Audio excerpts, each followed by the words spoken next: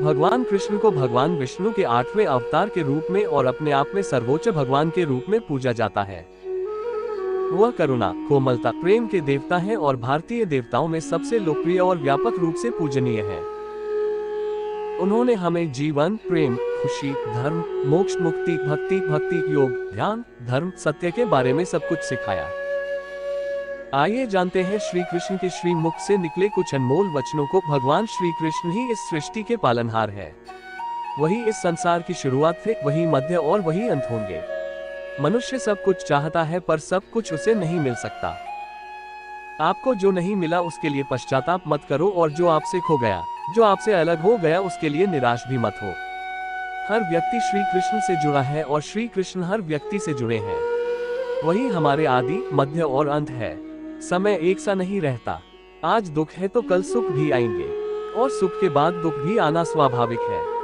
आपको पूरे धैर्य और श्री कृष्ण पर विश्वास के साथ अपना जीवन निर्वाह करना चाहिए। लोग अक्सर सच कहने से बचते हैं या डरते हैं, पर सत्य कभी छुप नहीं सकता और न ही कभी मिट सकता है।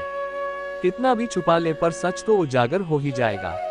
इसलिए जो बात सच पर आधारित हो उसे करने या कहने और मानने से कभी नहीं डरना चाहिए। लोग अपने शरीर को सुंदर बनाने में लगे रहते हैं, पर आत्मा की सुंदरता शरीर की सुंदरता से कहीं ज्यादा महत्वपूर्ण है।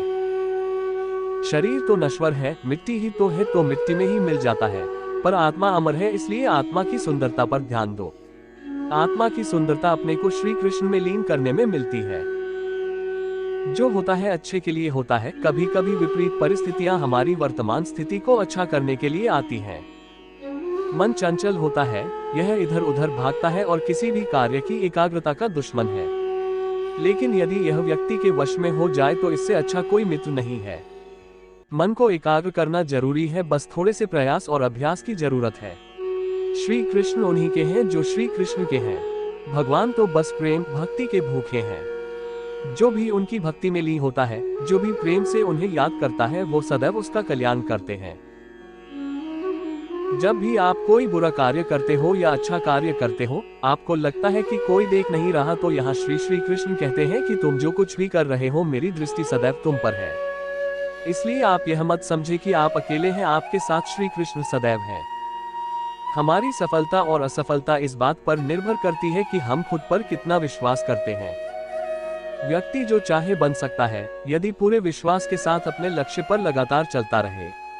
कहते हैं मन के हारे हार है और मन के जीते जीत। जिस प्रकार सकारात्मक विचारों से सफलता मिलती है, उसी प्रकार नकारात्मक विचार असफलता के मार्ग की ओर अग्रसर करते हैं। क्योंकि जैसा हम सोचते हैं वैसे ही हम बनते जाते हैं, और अपने विचारों के माध्यम से ही हमें नकारात्मक और सकारात्मक परिणाम मिलते हैं। मनुष्य ही एक ऐसा प्राणी है जो कर्म करता है, इसलिए कर्म करना प्रत्येक व्यक्ति का धर्म भी है। कर्म कार्य करने वाला व्यक्ति है, कर्मवीर कहलाता है। इसलिए कार्य करते रहना खाली बैठे रहने से हमेशा बेहतर होता है। श्री कृष्ण विष्णु जी के 8वें अवतार, जगत के पालनहार और धनुर्धनों में श्रेष्ठ अर्जुन जहां होते हैं, वहां निश्चित ही विजय, असाधारण शक्ति और नैतिकता होती है। तो समय रुकता है और न ही एक सा रहता है। बुरा समय हो या अच्छा समय, बदलता जरूर है।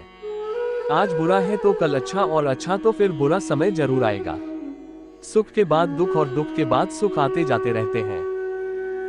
इसलिए इस पर हमारा कोई वश नहीं है, लेकिन कर्म पर हमारा वश जरूर है। आप सिर्फ कर्म करिए, फल की चिंता किए बगैर। समय आने पर फल जरूर मिलेगा। जो अज्ञानी व्यक्ति होता है वो ये गलतफहमी पाल लेता है कि मैं करता हूँ, सभी कार्य मेरे द्वारा किए जा रहे हैं, ऐसा जान उसमें अहंकार घर कर लेता है। परंतु इस सृष्टि में जो भी हो रहा है वो तो प्रकृति द्वारा किए जा रहे हैं। अज्ञानता के कारण व्यक्ति में जो मैं का अहंकार जन्म ले लेता है, तो उसका पतन होना निश्चित है।